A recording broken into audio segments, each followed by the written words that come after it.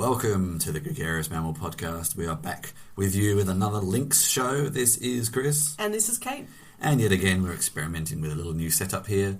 We are sharing a mic again, but we are recording in a slightly deader room. We have a lovely studio at home, but it has these terrible high ceilings that are great to look at, but horrible to record in. So today we are coming to you live from a little fishbowl room at the Factory Berlin.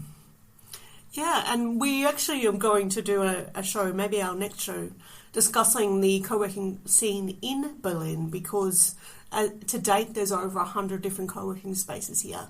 So it would be really good to discuss, the trends in co-working, why there's so many spaces, what it means for cafes and places that usually would be, laptop free in some respects, and what it means to the future of work. But as we say, and I think I'm now going to officially make this our podcast slogan, that is a whole other story, a whole other conversation. I can't even remember what we said last time. We'll have to nail that. Okay, let's get started. We've had quite a few episodes in the feed that were interviews with various people from Pioneers and other places that I've spoken to recently. Today is a Links show. So let's get started. Kate, this first one is from you about Petya. Yes, I'm sure everyone's been aware of the Petya cyber attack over the last few days. Look, it's an interesting one in that what you read, what your knowledge is varies very much on what you read. So what we do know is that it's a cyber attack that's originated somewhere in Europe. There's some speculation that it is Russia and that the attack is actually a form of cyber terrorism against Ukraine because Ukraine was the first hit and perhaps the biggest hit to the extent that the safety kind of radiation measures at Chernobyl were no longer functional and they had to use handheld monitors for the radiation levels, which is a little bit scary when you think about it. But look, there's a couple of issues I wanted to pull out of this that maybe people haven't really thought about or, to give it a fresh slant because, we can all read about the attack in The Guardian or Wired or something like that and get plenty of information. But what I'm seeing in this, and it's just a hint of this, is this growing trend over the last few years of ransomware and ransomware as a service. So what this actually means, and people may not be aware of this, but you may be, is that you can actually buy ransomware on the darknet. So you can go in there and for as little as €100 or $100, buy something that could infect many, many computers.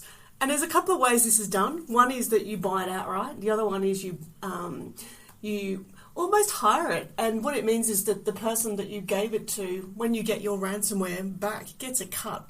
And I think the biggest thing that's come out of this that I've seen talking to people is and reading about it is that what's changed in this is the notion of cyber hacking has been very much about people who were very technically minded. So, your idea of the little loner in the hoodie hacking away in That's what they all look like, room. Isn't it? Well, no, they're actually organised criminal gangs these days. Well, you mean the internet is lying to me? Well, it's funny because as people know, when you do online media, you have to have images. And when you Google things like cyber hacking or cyber criminals in the free open source imagery, you invariably find those images of the hoodied man tapping away at his laptop in the dark, always in the dark. But the reality is these are organised criminal gangs. There is a lot of money behind this, and whilst this attack and the other recent one, WannaCry, were both examples where the money that was come out was not great. It was $300 increments. You had a relatively small number of people pay that were aware of, I hasten to add. In all honesty, I don't know if it just because it wasn't so prevalent as WannaCry.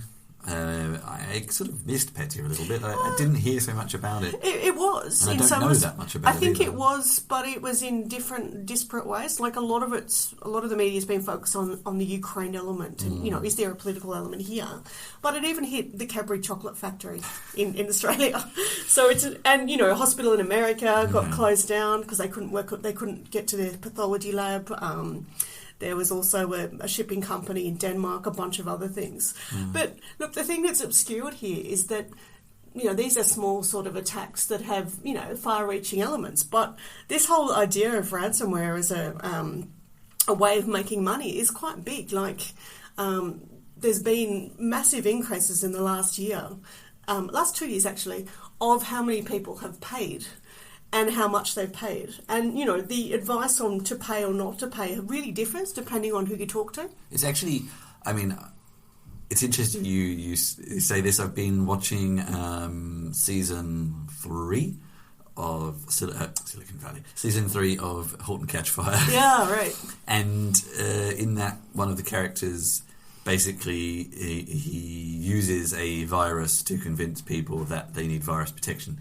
And there are some famous virus protection companies in Russia, and you can't help but sometimes be a little bit sceptical about this stuff. And one of those companies did get a visit from the FBI a couple of days ago here in America, asking what their links were for their security in Russia. So go figure. I think this is an interesting space, and it's only going to get worse. So I guess stay safe, Correct. Stay secure, Correct. Keep your machines up to date, don't use dumb passwords.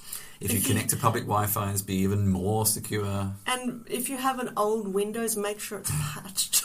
But, this is... I would like to think anyone listening to this podcast is not using old versions of Windows, but talk to your friends and family who are. And I might add with that, if you're using, maybe this is more to the case, pirated or borrowed versions of software, make sure that they're up to date as well, because you may not have got those updates automatically. All right, the next article is from me. This is a sort of big discussion we've spoken about a little bit before, but this is an article on The Guardian. Some of these links are a few weeks old now, but are we about to witness the most unequal societies in history? This kind of comes back to, again, these aspects of AI and machine learning and robots and etc., giving some people supposedly so many benefits and others not at all.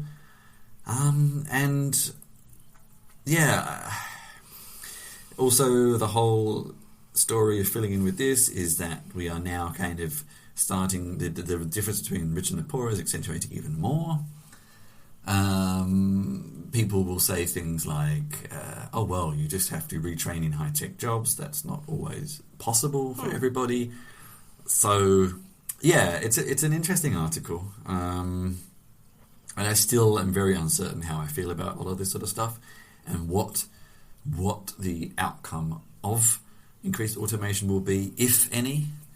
Because I'm a historical optimist that have seen this happen in the past, and that jobs usually end up getting created. But I think the issue for me in this case is this rich versus poor. Yes, like if we look at the global financial crisis in 2008, the fact that new jobs were created, but a lot of them in some countries were worse jobs. They were less paid, they were less secure, etc., etc. So that's kind of the actual aspect that worries me more, is that will the new jobs be created be as good as the old jobs that got replaced? Yeah, it's an interesting point. We were at the Chatbot Summit on Monday, and there was a lot of discussion there about the issue of chatbots replacing some jobs, and they were particularly looking at people in businesses, like it might be a post office, a train company, something like that, who were using a lot of chatbots, and therefore it replacing a lot of the functions in legal and also in accounting and finance. And, these are well-paid, well-trained professions. They're not sort of, your person on the factory floor being replaced by a robot. The idea that it's just the rich versus poor is a little inaccurate, but I do agree that's where the poorer people, or the people in the blue-collar jobs, will be the biggest hit that we know at the moment anyway. And I think the idea that, everyone can be retrained, sure, but you've got to have the access to the education, you've got to have the money for it, or the time, the resources to be able to put into it. Not everyone has this. And the jobs that you're retraining for have to be there. Yeah. That's and the I bigger think question. the other argument is that in certain parts of the world or the country, these jobs to replace their old jobs are not in those places. That's right. Which will mean increased power in terms of where you can move to and things like that. It's an interesting issue, and I find it very hard to know quite what I think about it. I think I'm not going to be historically naive enough to say it's the only time it's ever happened, because it's not. These schisms have happened in the past, but it's always a little different, and situations are different. People have the ability to be more mobile than they used to be. And we'll see. Will that be enough? I think we'll see. I don't really have any answers, but I think it's interesting to read about it and be at least aware / prepared as much as you can. Let's maybe wrap that one up there, because I think it's a difficult subject that many people have opinions on, but don't really have any answers. That's true. Okay, let's move on to blockchain, cryptocurrency, etc., etc. I think we've also decided that we need to have an episode with interviewing some people working in this space. There's a few people we know here in Berlin, but for now we're just going to talk about two particular aspects. One is from me, which this was actually again a couple of weeks ago, but this was specifically related to Coinbase, digital currency exchange, had an outage as trading soars, and we have actually seen in the past few weeks that trading of Ethereum and Bitcoin and some other cryptocurrencies has been very, very fluctuous the past couple of months. Like, it went to massive highs, had flash lows, went to real solid lows, and all over the place. And there's been this trend of companies and startups involved in that space of doing these ICOs, initial coin offerings recently, where it's basically like crowdfunding on the network that they're proposing. And of course, the issue with things like that is that if you are basing your revenue on a cryptocurrency and it fluctuates, then suddenly you could have lost several million overnight. And this is, I find, whilst I am fascinated by blockchain and cryptocurrencies, that whole aspect of this instability is as I get older, of course, that also puts me off, because it's like if someone said, I'll pay you in Bitcoin, in theory, you have absolutely no idea whether you'll have enough money to pay the rent at the end of the month or not, because who knows what it'll be worth. And I find it interesting. I don't know. And just this aspect that a currency could be brought down by server overload. Traditional financial markets have computing issues, but you don't necessarily bring down an entire currency because of a server going down. I don't know. I find it kind of interesting conceptually, I think. Any thoughts? I think it's, at the moment it's a bit like the knowledge is in the hands of a relatively small number of people, and it's such an insecure market to gain entry to, that a lot of people are just kind of throwing their hands up. But like you said, the crowd investing is something that I have seen people particularly focused on. The idea that, this is an emerging technology that's going to make us money, and it's a new economy, and therefore we want to be in on that. And whether that's successful or not is another question, of course. Okay, now, interestingly, in this sort of aspect, I've had many discussions with people where I try to explain cryptocurrency, and I'm going to keep that conversation separate from explaining blockchain, because they are different. And a lot of the accusations that people come up with saying, it's not like real money because A, B, and C, and often I can actually justify that it's exactly like real money for all those reasons. But one of the interesting aspects of many cryptocurrencies is this sort of proof of work. Like, traditionally, and a lot of people don't realise that it's not been the case for many years in some countries, traditionally, real money was tied to a physical, something physical, like gold, or a physical product. Yeah, silver or things like that. Like, it had inherent value. It was saying we as a country are keeping X amount of gold in our vaults, and we issue paper that says this money is backed by that. And that actually has not been the case for quite a while. But the whole point was that there was some physical effort involved to extract the value. And so cryptocurrencies took the same approach with this proof of work from machines, having to crunch very complex calculations. And there's an aspect of this, Kate, that relates to a link that you posted. Yeah, this is about the use of energy and specifically electricity in mining Ethereum. And an article in Futurism has revealed that whilst, as we discussed earlier, the prices have gone from, at the start of the year, they were $10, now they're over $300 per coin.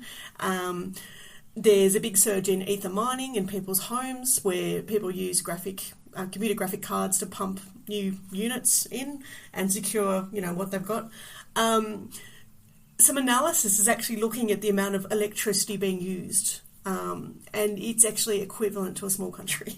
So, according to one company called Digiconomist, all the household computers that are doing the ether minings each have about 45 kilowatts of electricity being used just through that actual function, and therefore the actual Ethereum network could be consuming more than 4.2 terawatt hours, which is only a little bit more than the energy being used in Cyprus.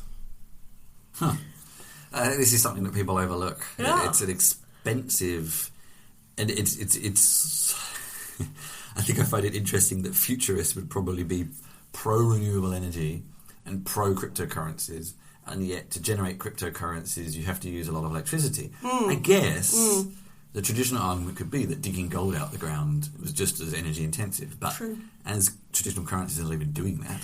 And you know what, there's actually, I think it was Motherboard, I'm definitely going to put the link in, there was a really interesting little documentary made, I think, looking at crypto mining and Bitcoin mining rather, and they literally had these factories in China where there were just, floor-to-ceiling computers all doing data mining. And, a person that would sleep at the factory, but also their job was to walk around every hour and check every single computer to make sure there wasn't a wire loose or something had happened. So you can imagine the intense cost of doing this kind of work. Like it's perhaps bigger than we thought.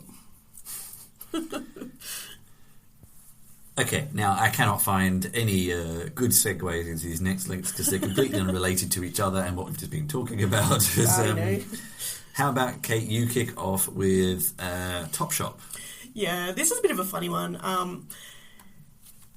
VR and fashion have always been kind of a proof of concept kind of thing where the idea works. There's been a few examples where, I think it was 2014, maybe 2011, Topshop had VR goggles. You could sit there in the shop and wear them, and you could be transported to the live catwalk show in, I think it was in London.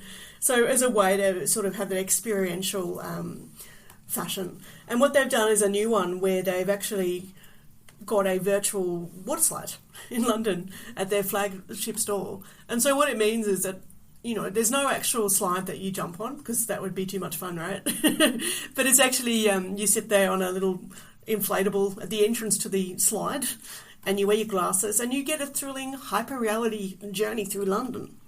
And it's a funny one. I mean, the idea that you can sit and experience a ride or a physical activity without being there is very interesting. I was interested in this article because last year at Mobile World Congress I participated in Samsung's store where they had a virtual roller coaster where you had the Oculus Rift goggles, put them on, and you were on a roller coaster. And it's a really strange experience. You have the same sounds that you would get if you're going up the hill, I guess, on a roller coaster. The little creaking sounds. You would also get feelings like what they actually did was they made the chairs move, so it was kind of 4D. So the chairs actually moved up and down and wiggled and shook as though you were, going up and down. And when you would go down the descent, it actually was quite a bit of a rush. Like you did get that stomach drop that you do get with a roller coaster.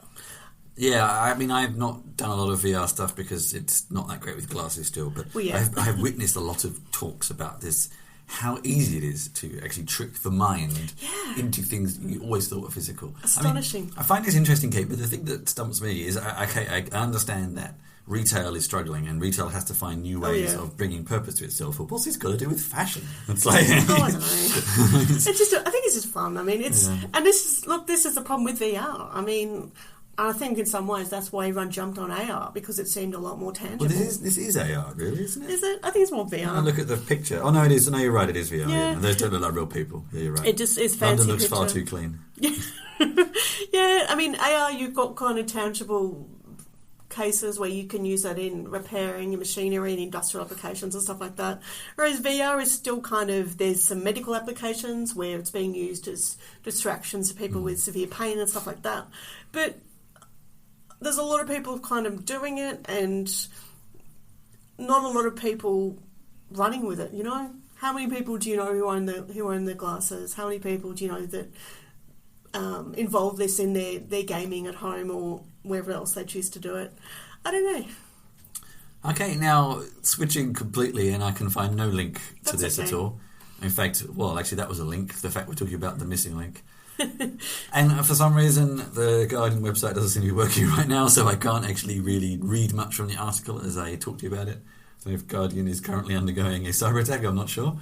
I just found this interesting, nothing to do with technology whatsoever, that the oldest Homo sapien bones were ever found and in Morocco, which the reason this is interesting is it shakes the assumptions we had made so far about the human story, because we always thought that humans came out of East Africa 200,000 years ago, and these bones in a mine come from 300,000 years ago. So it's quite fascinating to know that no matter how advanced we get, there's still a lot of things we don't know about ourselves. And I can't really tell you anymore because I can't get the website to open right now, but have a look at the link. I find this sort of thing fascinating. Whilst we talk about high technology, unearthing our past and our human story is also kind of interesting too. So for sure. I'll leave that there. So we have a couple of sort of and finally links to round up with in a minute, but before we close off the show, Kate, what have you been up to the past few weeks, and what are you up to over the next few weeks? Yeah, I mean, I guess conference-wise, I had the IoT Expo, which was IoT meets blockchain meets AI meets everything as far as I can tell. Everything. It was one of those conferences where they sort of had 4 different areas and squeezed everyone in. It was a little bit strange because of that. Look, it was an interesting conference. I mean, I think the problem when you get those conferences, I think we're all maybe starting to question conferences as a knowledge source.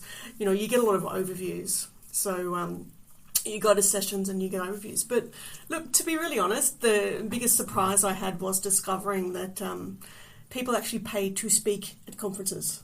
Oh yeah, I was surprised. You were surprised. I don't know if everyone else knew this and I just didn't. Like, I always thought the whole issue was, do some people get paid to speak? It depends on the conference. Yeah, I think true. Yeah. But bear in mind, these are conferences when people pay to attend as well. They're not free conferences. And the reason I found this out was speaking to a moderator on one of the panels who said to me that she'd got told off because she didn't let the speakers introduce themselves because they'd paid for the privilege, which is all kind of interesting. And it was a connected car. Surely their history speaks for themselves. Yeah, I don't know. It was a funny one. And so when you hear sort of things like that, you do get a little bit sceptical about I know about conferences. I've been to a few conferences too. I can't actually even remember when we last had a link show, but Pioneers, which was really, really good. We both have been to the Chatbots conference. I went to DevOps Poland, which was a lot bigger than I was expecting. I went to Developer Week in Nuremberg, which is also quite good. Wear It Berlin. Wear It in Berlin, yeah. Which is a wearables conference. Yeah. And I think so, I mean, we actually, going back to that, we both wrote an article on Wear It Berlin on D-Zone, where we talked about some of the things we learnt. Anything else you've written about over the past few weeks, Kate? Or shall I jump into what I've done? One I wrote about for D-Zone that's a bit of fun that people may enjoy. I interviewed one of the guys at Red Hat. His name is Matt. One second, Matt I'll Hat. get his name. His name's not Matt Hat, unfortunately. Hat, no? Matt Hicks. He's the vice. That's close. I'll give you his title because people like these things. Vice President of Engineering for Red Hat OpenShift. So Okay, it's yep. it's a I guess a company of Red Hat, if that makes sense. Yeah, OpenShift is a big product. Yeah, Yeah, probably one of their bigger products. Actually. What we spoke about, and as everyone knows, I'm not a programmer, so I always have to find different angles to explore these topics. Well, I think you actually find OpenShift is a DevOps tool, so that really there you shows go. you're not a programmer. So. Well, there you go. Just in case anyone is any doubt there, I was being a little facetious there. I wasn't insulting Kate, just in case that didn't come across as it is. Well, yeah, now I'm going to have to ask what DevOps is. What do you think it is? What do you think Dev is? Developing. What do you think Ops is? Operations. There you go.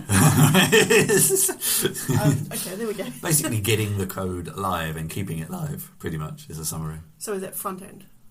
No. Like the infrastructure. Right. Maintenance of the infrastructure. Okay, right.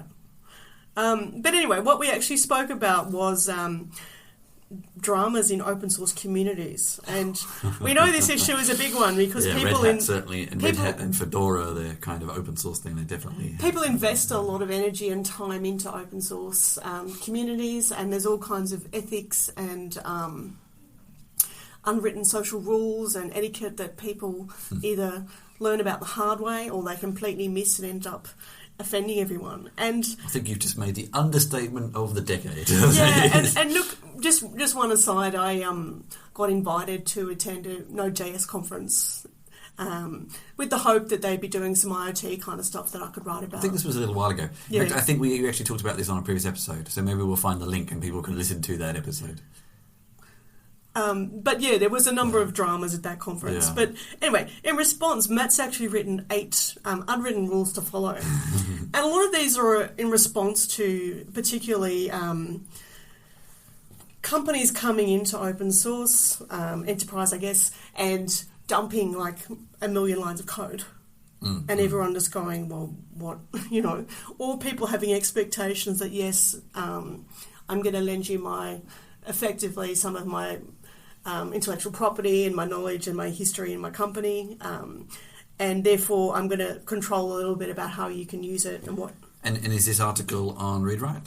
It's on DZone. On DZone, excellent. Yeah. Okay, so have a look at that. We'll put the links. In a similar vein, I spoke to Chip Childers, a very American name there. Chip. The CTO of Cloud Foundry. Cloud Foundry is actually somewhat similar to OpenShift, so that's on DZone as well. I think it was also in the podcast feed. I also did an article on Screeps, which is a terrible name, but made by... Can you spell that for me? As the guy described it to me, it's creep with an S. It's like, you do understand the meaning of creep. But anyway, Screeps, but it's despite the name, it's actually a really interesting product. It's basically a learn-to-code game where you control the little characters and the environment by coding. So you have to code to make anything happen. It's quite cool, despite the terrible name. I also did a roundup of HashiCorp tools, which are also DevOps tools. So we've got a bit of a DevOps feature here for CodeShip. I finally, even though I wrote it ages ago, it finally got published, a review of Timing 2, which is a Mac app that it tracks your use of applications. So great for freelancers because you don't have to keep manually sort of saying I'm working on this, I'm working on that. You can go back through your history and sort of auto-categorize, well, when I'm working in this application, it was for this client, etc., etc. And finally, again, in the DevOps space, Kate, we've got a bit of maybe we should have thought about this some more. I just wrote an article for a new outlet on overops, or I think it's the Tapiki or something blog they have, on 5 methods for monitoring Java applications in Docker, which has already been quite popular. That actually only got published yesterday, and that's already become quite popular. Conference-wise, I think we're both taking a little bit of a break. Oh, we have Tech Open Air coming up, which will be quite busy. Yeah. But that's here in Berlin. We're hoping we can do some live podcasts from Tech Open Air. I think so. Some interviews, so on. But then in terms of travelling, our next itineraries are Write the Docs in Prague in September, and I am back at the awesome Voxed Belgrade in October sometime, and maybe some others. We might be going to Siberia as well, as strange as that may sound. Let's not forget Web Summit in Portugal. Oh, that's in November, yeah. So any other articles you would quickly want to put in, Kate? No, I think that's all for today. Okay.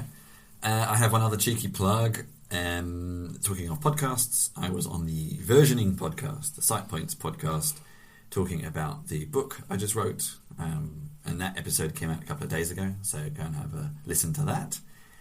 And finally, Kate, to wrap up with a sort of comedy article. Is this one you want to talk about? Have you read the article about the cat? The very no? Okay, all right. I think this will be right up your street, Kate. But there's this quite amusing article from Gizmodo about the secret history of the cat who authored a physics paper. Oh, really? Unsurprisingly, the cat didn't actually write a physics paper, which may disappoint you. But basically, the owner of said cat would always add the cat's name to anything he ever wrote. So the cat has all these credits on physics papers. Speaking of cats, I'll give a plug myself. The well-known Kickstarter project Music for Cats, where a audiologist, musicologist, whatever the right term is, with some smatterings of behavioural science in there, animal behavioural science, made a original record that you could enjoy with your cat based on music that their research Cat Power, Cat Stevens. Their research had indicated that cats like to listen to. What's Up, Pussycat? I actually... Puss in Boots. You know what? Because I think it's kind of fascinating. I'm running out here. He's making me laugh. It's quite a fascinating topic, so we may even be able to get the guy to have a chat with us. You ain't nothing but a hound dog? No, it doesn't work. That's dogs. I don't know about music for dogs. That's just way too confusing. But yeah, he's got a second album coming out, and we may even try and get him on the show for a little bit of an interview, because I think it'd be super fun. Okay, thanks for listening. Keep an ear open. I will have an interview with the CTO of Hyperledger popping up in the feed soon on the subject of blockchain again. I have been Chris Ward, Christian Chiller, at Chris Chinch on Twitter. And I've been Kate Lawrence, that's Kate with a C _Lawrence with a W on Twitter. Getting you a badge made of that. Yep. If you've enjoyed the podcast, please rate it in iTunes or Pocket Cast, wherever else you listen. If you want to find previous episodes, go to gregariousmammal.com/podcast and maybe buy some merchandise or support us, gregariousmammal.com/support. I was reminded yet again of the constant appropriateness of one t-shirt we have, which is the answer that every technical person ever gives you, and you can wear it emblazoned across your chest, and that is, it depends.